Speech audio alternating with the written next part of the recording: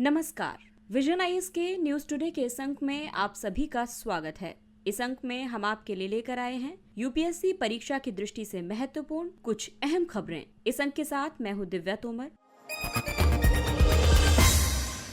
आइए सबसे पहले बात करते हैं इस अंक की हेडलाइंस के बारे में। केंद्र सरकार ने निधि नियम 2014 में संशोधन किए हैं। प्रधानमंत्री ने वैश्विक आयुष निवेश और नवोन्मेष शिखर सम्मेलन 2022 का उद्घाटन किया और 3 नागा समूहों के साथ संघर्ष विराम समझौते को 1 वर्ष के लिए बढ़ा दिया गया है। रहस्यमयी डार्क मैटर की खोज में वैज्ञानिक लार्ज हैड्रॉन कोलाइडर को फिर से शुरू करने की तैयारी कर रहे हैं। चीनी सौर फोटोवोल्टिक आपूर्तिकर्ताओं के सौदों से पीछे होने की वजह से भारत की सौर ऊर्जा उत्पादन योजना प्रभावित हो रही है। आईएमएफ वर्किंग पेपर में $3.2 की क्रय शक्ति क्षमता को भारत की औपचारिक गरीबी रेखा तय किए जाने का सुझाव दिया गया। और आइए अब खबरों पर विस्तार से चर्चा करते हैं।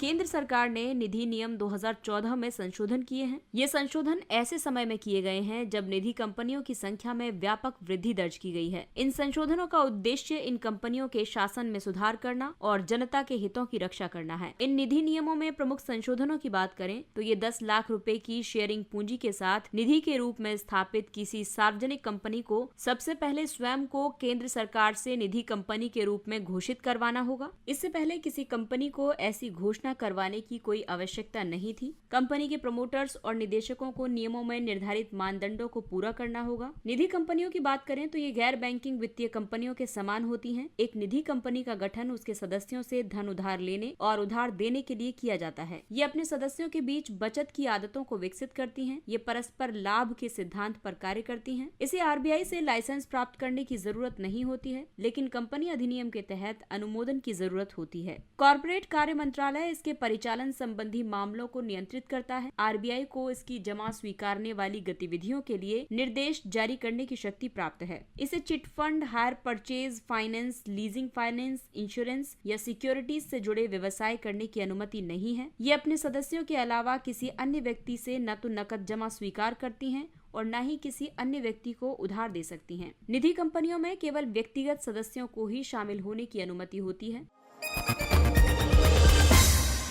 प्रधानमंत्री ने वैश्विक आयुष निवेश और नवोन्मेष शिखर सम्मेलन 2022 का उद्घाटन किया। प्रधानमंत्री ने शिखर सम्मेलन के दौरान कई घोषणाएं भी की, जैसे कि आयुष पार्क, आयुष उत्पादों के प्रचार, अनुसंधान और निर्माण को प्रोत्साहित करने के लिए आयुष पार्कों का नेटवर्क विकसित किया जाएगा। आयुष वीजा के तहत विदेशी नागरिकों को आयुष चिकित्सा के लिए भारत की यात्रा करने में सुविधा प्रदान करने के लिए एक विशेष आयुष वीजा श्रेणी शुरू की जाएगी। आयुष चिन्ह के लिए गुणवत्ता वाले आयुष उत्पादों के लिए विशेष आयुष चिन्ह बनाया जाएगा। आयुष निर्यात संवर्धन परिषद की स्थापना की भी घोषणा की गई है। सूचना और संचार प्रौद्योगिकी आधारित 4 आयुष पहलों का भी शुभारंभ किया गया है। इनमें शामिल है आयुष सूचना hub, Ayush soft, Ayush next और आयुष जीआईएस। आयुष पारंपरिक चिकित्सा का एक रूप है। इसमें आयुर्वेद, योग, प्राकृतिक चिकित्सा, यूनानी, सिद्ध और होम्योपैथी पद्धतियां शामिल हैं। आयुष प्रणालियों द्वारा जिन स्वास्थ्य देखभाल प्रथाओं का समर्थन किया जाता है, उन्हें सामान्य स्वास्थ्य को बढ़ावा देने वाली प्रथाओं के रूप में जाना जाता है। आयुष क्षेत्र वर्ष 2014 से 17% की औसत वार्षिक दर से उल्लेखनीय वृद्धि कर रहा है। वर्ष 2022 के अंत तक इस क्षेत्र का कारोबार 23 अरब अमेरिकी डॉलर तक पहुंचने का अनुमान है। आयुष को बढ़ावा देने के लिए कई पहलें आरंभ की गई हैं। राष्ट्रीय आयुष मिशन के रूप में एक केंद्र प्रायोजित योजना शुरू की गई है। निर्यात को बढ़ावा देने के लिए केंद्रीय क्षेत्र की एक योजना आयुष में अंतर्राष्ट्रीय सहयोग का संवर्धन योजना आरंभ की गई है। भारतीय खाद्य संरक्षा एवं मानक प्राधिकरण ने हर्बल पोषक अनुपूरकों के उत्पादकों की सुविधा के लिए अपने विनियमों में आयुष आहार श्रेणी की घोषणा की है। पारंपरिक चिकित्सा के लिए WHO global traditional medicine centre की स्थापना की गई है। 3 नागा समूहों के साथ संघर्ष विराम समझौते को 1 वर्ष के लिए बढ़ा दिया गया है। गृह मंत्रालय ने कई समूहों के साथ समझौतों को विस्तार प्रदान किया है, जिनमें शामिल है national Socialist Council of Nagaland NK यानी NSCN NK, national Socialist Council of Nagaland reformation यानी NSCN-R और national Socialist Council of Nagaland के खांगो यानी NSCN-K। सरकार नागा शांति समझौते को अंतिम रूप देने के लिए अलग अलग नागा समूहों के साथ वार्ता करने का प्रयास कर रही है। इससे पहले केंद्र सरकार ने वर्ष 2015 में National Socialist Council of Nagaland Isak Muivah के साथ एक फ्रेमवर्क एग्रीमेंट पर हस्ताक्षर किए थे। नागा 60 से अधिक जनजातियों वाला एक समुदाय है। ये समुदाय भारत के पूर्वोत्तर राज्यों और पड़ोसी देश म्यांमार के कुछ हिस्सों में फैला हुआ है। भारत की स्वतंत्रता के समय से ही नागा समूह अपनी विशेष पहचान का दावा करते हुए भारतीय संघ से अलग होने की मांग करता रहा है। अंगामी जपू फिजो के नेतृत्व में नागा नेशनल काउंसिल ने 14 अगस्त 1947 को नागालैंड को एक स्वतंत्र राज्य घोषित किया था। वर्ष 1980 में एनएनसी से अलग होकर के एनएससीएन का गठन किया गया था। वर्ष 1988 में एनएससीएन फिर से इसाक और मुइवा के नेतृत्व में एनएससीएन आईएम और खापलांग के नेतृत्व में एनएससीएन के में विभाजित हो गया था। एनएससीएन आईएम नागालैंड के साथ साथ सभी निकटवर्ती नागा आबादी क्षेत्रों को शामिल करते हुए एक ग्रेटर नगालिम की मांग कर रहा है। इसमें असम, अरुणाचल प्रदेश और मणिपुर के कई जिलों के साथ साथ म्यांमार का एक बड़ा हिस्सा भी शामिल है। उनकी मांगों में एक अलग ध्वज और संविधान भी शामिल है। ग्रेटर नागालैंड का मानचित्र एनएससीएन की मूल सोच के अनुरूप है। अगली खबर विज्ञान एवं प्रौद्योगिकी क्षेत्र से। रहस्यमयी डार्क मैटर की खोज में वैज्ञानिक लार्ज हेड्रॉन कोलाइडर को फिर से शुरू करने की तैयारी कर रहे हैं। European Organization for Nuclear Research के वैज्ञानिक लार्ज हेड्रॉन कोलाइडर को फिर से शुरू करने जा रहे हैं। इसे रखरखाव और सुधार के लिए बंद कर दिया गया था, लेकिन कोविड-19 की वजह से ये लंबे समय तक बंद रहा। लार्ज हेड्रॉन कोलाइडर रहस्यमयी डार्क मैटर की खोज करेगा। डार्क मैटर वो खगोलीय पदार्थ है जो प्रकाश को न तो अवशोषित करता है और न ही परावर्तित या उत्सर्जित करता है। इन वजहों से इसे पहचानना बेहद कठिन हो जाता है। इसके अलावा ये विद्युत चुंबकीय बल के साथ परस्पर क्रिया भी नहीं करता है। हालांकि ब्रह्मांड का 80% हिस्सा डार्क मैटर से बना हुआ है। डार्क मैटर के अस्तित्व का अनुमान केवल उस गुरुत्वाकर्षण प्रभाव से लगाया जाता है जो दृश्यमान पदार्थ पर प्रभावी होता है। ऐसा माना जाता है कि डार्क मैटर आकाश गंगाओं को अतिरिक्त द्रव्यमान प्रदान करता है। ये अतिरिक्त गुरुत्वाकर्षण उत्पन्न करता है जो उनकी यथास्थिति बनाए रखने के लिए जरूरी है। वहीं दिखाई देने वाले पदार्थ को बैरियोनिक पदार्थ भी कहा जाता है क्योंकि उनमें बैरियन होता है। बैरियन में शामिल है प्रोटॉन, न्यूट्रॉन और इलेक्ट्रॉन। लार्ज हेड्रॉन कोलाइडर अब तक का सबसे शक्तिशाली कण त्वरक है, यानी पार्टिकल एक्सीलरेटर है। ये प्रोटॉन या आयनों को प्रकाश की गति से गतिमान करता है। इसमें अतिचालक चुंबकों का 27 किलोमीटर का एक रिंग है। इसमें कई त्वरक संरचनाएं होती हैं। ये संरचनाएं मार्ग में कणों की ऊर्जा को बढ़ाती हैं। त्वरक सर्न में 100 मीटर की एक भूमिगत सुरंग में स्थित है। वर्ष 2012 में इसने हिग्स बोसॉन कण की खोज की थी। इससे ये समझने में मदद मिलेगी कि मूलभूत कणों का द्रव्यमान क्यों होता है। चीनी सौर फोटोवोल्टिक आपूर्तिकर्ताओं के सौदों से पीछे हटने के कारण भारत की सौर ऊर्जा उत्पादन योजना प्रभावित हो रही है। चीन के प्रमुख सौर मॉड्यूल आपूर्तिकर्ता पूर्व में किए गए आपूर्ति समझौतों से पीछे हट रहे हैं। इससे सौर ऊर्जा उत्पादन के लिए आवश्यक सौर पैनलों की कीमतों में वृद्धि होने की संभावना है। भारत में वर्तमान में सौर सेल की 3 गीगावाट और पीवी मॉड्यूल की 15 गीगावाट उत्पादन की क्षमता है। भारत के 80% से ज्यादा सौर पीवी मॉड्यूल बाजार पर चीनी आपूर्तिकर्ताओं का नियंत्रण है। चीनी आपूर्तिकर्ताओं के पीछे हटने से भारत द्वारा अधिक नवीकरणीय ऊर्जा के उत्पादन के लक्ष्य की प्राप्ति में बाधा आ सकती है। भारत ने वर्ष 2022 तक 100 गीगावाट की और सौर ऊर्जा की स्थापित क्षमता का लक्ष्य निर्धारित किया था। हालांकि फरवरी 2022 तक केवल 51 गीगावाट सौर ऊर्जा उत्पादन क्षमता ही प्राप्त की जा सकी है। हालांकि अभी तक जो घरेलू उत्पादन को बढ़ाने में समस्याएं हैं, उसमें सबसे पहली बात तो ये है कि प्रक्रिया में ज्यादा उन्नत प्रौद्योगिकी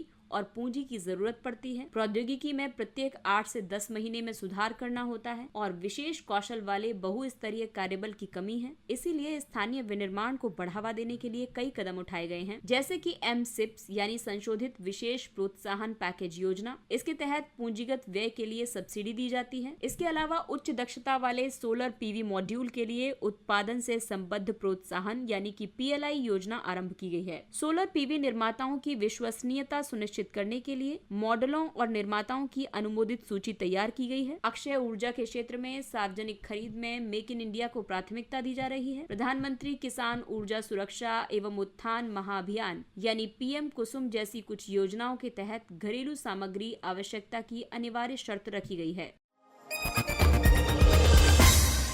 IMF वर्किंग पेपर में $3.2 की क्रय शक्ति समता को भारत की औपचारिक गरीबी रेखा तय किए जाने का सुझाव दिया गया है। हाल ही में अंतर्राष्ट्रीय मुद्रा कोष के वर्किंग पेपर में सुझाव दिया गया है कि क्रय शक्ति समता के आधार पर $3.2 को भारत की आधिकारिक गरीबी रेखा बनाया जा सकता है। ऐसा इसलिए क्योंकि भारत ने विश्व बैंक द्वारा परिभाषित $1.9 PPP पर आधारित चरम गरीबी को लगभग समाप्त कर दिया है। IMF के पेपर के मुताबिक वर्ष 2020-21 में चरम गरीबी में रहने वाले लोगों की संख्या आबादी का 0.86% थी। वर्ष 2019-20 के दौरान ये आंकड़ा 0.76% था। IMF का ये सुझाव महत्व रखता है क्योंकि भारत में कोई आधिकारिक गरीबी रेखा नहीं है। भारत में गरीबी रेखा के अंतिम अनुमान पूर्ववर्ती योजना आयोग द्वारा जारी किए गए थे। ये अनुमान तेंदुलकर समिति द्वारा अनुशंसित कार्य पद्धति पर आधारित थे। भारत में गरीबी का अनुमान समय समय पर लगाया गया है। सबसे पहले योजना आयोग विशेषज्ञ समूह जो कि 1962 में गठित किया गया था, इसने ग्रामीण और शहरी क्षेत्रों के लिए अलग अलग गरीबी रेखाएं निर्धारित की थी। ग्रामीण के लिए ये 20 रुपए और शहरी क्षेत्रों के लिए 25 रुपए प्रति व्यक्ति प्रति वर्ष थी। वहीं वर्ष 1971 में दांडेकर रथ ने गरीबी रेखा का निर्धारण करने के लिए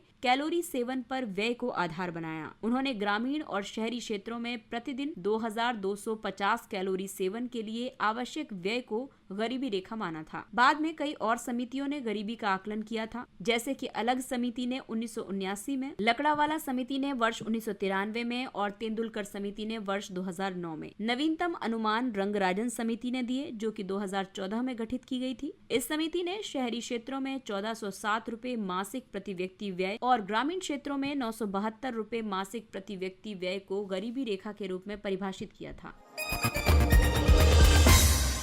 और आइए बात करते हैं कुछ अन्य महत्वपूर्ण सुर्खियों की। अरुणाचल प्रदेश और असम सीमा विवाद को सुलझाने के लिए पैनल बनाएंगे। दोनों राज्य समयबद्ध तरीके से सीमा विवाद को समाप्त करने के लिए प्रतिबद्ध हैं और इसी कारण दोनों राज्य कैबिनेट मंत्रियों की अध्यक्षता में जिला स्तरीय समितियों का गठन करने पर सहमत हुए हैं। कुछ इसी प्रकार का सहमति आधारित कदम असम और मेघालय ने भी अपनाया था। पूर्वोत्तर के अनेक राज्यों को बड़े पैमाने पर असम से अलग करके गठित किया गया था। इस कारण असम के इन राज्यों के साथ सीमा विवाद है। अरुणाचल और असम के बीच सीमा विवाद तब पैदा हुआ जब अरुणाचल प्रदेश ने वर्ष 1951 की अधिसूचना को सीमा रेखा के आधार के रूप में स्वीकार करने से मना कर दिया था। दोनों राज्यों के बीच विवाद उच्चतम न्यायालय में लंबित है। कैट केंद्रीय प्रशासनिक अधिकरण। केंद्रीय प्रशासनिक अधिकरण कैट वरिष्ठ नागरिकों या पेंशन भोगियों जैसे कि प्रार्थियों के मामलों के निपटान के लिए एक विशेष अभियान संचालित कर रहा है। कैट की स्थापना संविधान के अनुच्छेद 323A के तहत वर्ष 1985 में की गई थी। इसे लोक सेवाओं और सार्वजनिक पदों पर नियुक्त व्यक्तियों की भर्ती और सेवा की शर्तों के संबंध में विवादों और शिकायतों के न्याय निर्णय के लिए स्थापित किया गया था। आपको बता दें कि रक्षा बलों के सदस्य, सर्वोच्च न्यायालय के अधिकारी और कर्मचारी, संसद के सचिवालयी कर्मचारी इसके दायरे में नहीं आते हैं। कैट एक बहुसदस्यीय निकाय है। इसमें एक अध्यक्ष और सदस्य होते हैं। ये प्राकृतिक न्याय के सिद्धांतों द्वारा निर्देशित है। कैट के आदेशों के खिलाफ अपील संबंधित उच्च न्यायालय में की जा सकती है।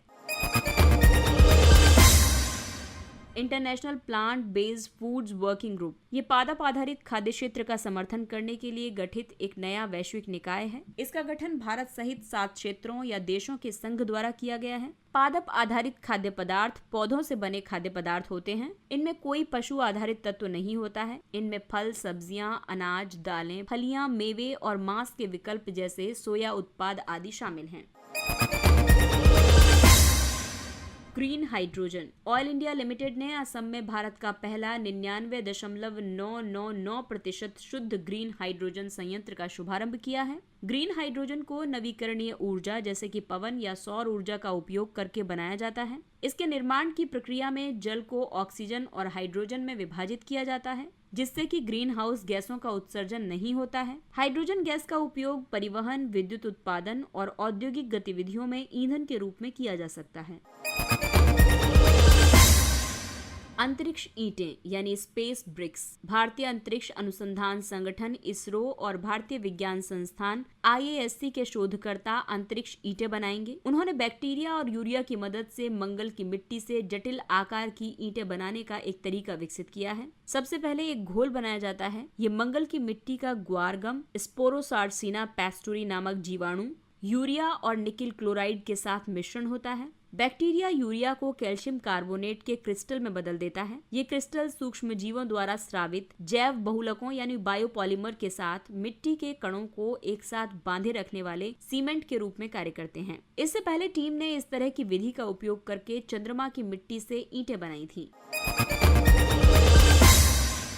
वागशीर पनडुब्बी। प्रोजेक्ट 75 की छठी और अंतिम पनडुब्बी वागशीर को समुद्र में उतार दिया गया है। वागशीर एक डीजल आधारित पनडुब्बी है। इसे सी डिनायल के साथ साथ एक्सिस डिनायल वाले युद्ध के लिए डिजाइन किया गया है। सी डिनायल होता है शत्रु को युद्ध के दौरान कुछ अवधि के लिए समुद्र का उपयोग करने से रोकना, और एक्सिस डिनायल होता है कि शत्रु को किसी क्षेत्र को अधिकार में करने और प्रवेश करने से रोकना। ये सतह रोधी युद्ध, पनडुब्बी रोधी युद्ध, खुफिया जानकारी एकत्र करने, माइन बिछाने और क्षेत्र की निगरानी से संबंधित कार्यों को करने में भी सक्षम है। प्रोजेक्ट 75 पनडुब्बियों की 2 श्रेणियों में से एक है। अन्य श्रेणी है P75I, जो कि विदेशी फर्मों से ली गई तकनीकों के साथ स्वदेशी पनडुब्बी निर्माण की योजना का हिस्सा है। प्रोजेक्ट 75 के तहत कलवरी, खंडेरी, करंज और वेला को शामिल किया गया है और वागीर के लिए समुद्री परीक्षण जारी है। इसके निर्माण करता है मजगांव डॉक लिमिटेड। नागा मिर्ची, इसे राजा मिर्ची, भूत जोलोकिया और घोस्ट पेपर के नाम से भी जाना जाता है। इस मिर्च को वर्ष 2008 में भौगोलिक संकेतक प्रमाणन प्राप्त हुआ है। ये सोलनेसी कुल के कैप्सिकम जीनस से संबंधित है। नागा मिर्च को विश्व की सबसे तीखी मिर्च माना गया है। ये स्कोविल हीट यूनिट्स के आधार पर विश्व की सबसे तीखी मिर्च की सूची में लगातार शीर्ष 5 में है। नागालैंड के कुछ अन्य जीआई टैग उत्पाद हैं नागा ट्री टमाटर, चखेसांग शॉल और नागा ककड़ी। और आइए अब बात करते हैं सुर्खियों में रहे स्थलों के बारे में। व्हाइट आइलैंड या वाकारी आइलैंड। एक नवीन शोध द्वारा वाकारी, व्हाइट आइलैंड और अन्य सक्रिय ज्वालामुखियों में विस्फोट पूर्व चेतावनी संकेतों का पता लगाया गया है। ये न्यूजीलैंड के उत्तरी द्वीप में बे ऑफ प्लेंटी में स्थित है। ये ताओपो ज्वालामुखी क्षेत्र का उत्तरी शोर बनाता है। इसकी अन्य विशेषताओं की बात करें तो वाकारी या व्हाइट आइलैंड कम से कम 1,50,000 वर्षों से सक्रिय है। ये एक स्ट्रेटोवोल्केनो यानी मिश्रित शंकु ज्वालामुखी है। ये एंडेसाइट, लावा प्रवाह और पायरोक्लास्टिक निक्षेपों की परतों से बना है। ये प्रशांत और ऑस्ट्रेलियाई प्लेटों के बीच अभिसरण प्लेट सीमा से बना है। इसमें कई हॉट स्प्रिंग्स, गीजर और फ्यूम रोल हैं। अगला महत्वपूर्ण स्थान है करतारपुर गलियारा। प्राप्त जानकारी के मुताबिक पाकिस्तान की खुफिया एजेंसी तीर्थ यात्रा पर जाने वाले भारतीयों के बीच संपर्क साधने के लिए गलियारे का उपयोग कर रही है। करतारपुर गलियारे का उद्घाटन वर्ष 2019 में गुरु नानक की 550वीं जयंती के अवसर पर किया गया था। ये गलियारा डेरा बाबा नानक को श्री करतारपुर साहिब गुरुद्वारा से जोड़ता है। डेरा बाबा नानक रावी नदी के पूर्वी तट पर तथा श्री करतारपुर साहिब पश्चिमी तट पर स्थित है। गुरु नानक ने अपने जीवन के अंतिम 18 वर्ष करतारपुर में ही बिताए थे। इस गलियारे के माध्यम से तीर्थयात्री केवल श्री करतारपुर साहिब की वीजा मुक्त यात्रा कर सकते हैं। इसके साथ ही ये अंक समाप्त होता है। अगले अंक में फिर मुलाकात होगी कुछ अन्य महत्वपूर्ण खबरों के साथ। तब तक अपना ख्याल रखिए, सुरक्षित दूरी बनाए रखिए, मास्क पहनिए, हाथ और चेहरा साफ रखिए और अगर आपको हमारा कंटेंट पसंद आ रहा है तो इसे लाइक, सब्सक्राइब और शेयर करें। और इसी अपील के साथ विजन IAS की पूरी टीम आपसे इजाजत लेती है। नमस्कार, थैंक्स फॉर लिसनिंग।